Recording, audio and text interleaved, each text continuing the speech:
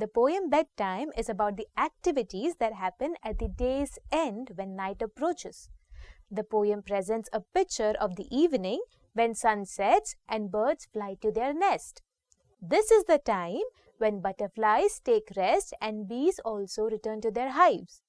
The poet says that all the children should now go to sleep as the day has ended and it's time to rest. The poem has 3 stanzas, children.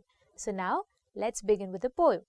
The evening is coming, the sun sings to rest. The rooks are all flying straight home to the nest. Caw, says the rook as he flies overhead. It's time, little people, we're going to bed. Rook is a kind of a bird, and overhead means above the level of the head or in the sky. Now the poem starts when the day is just over and it is evening. The sun is now setting. Slowly it would become night. As the day is coming to an end, the rooks, that is a bird, are flying back to their nests. The rook makes caw sound as it flies overhead in the sky. The poet says that it is now time for everyone to go to bed.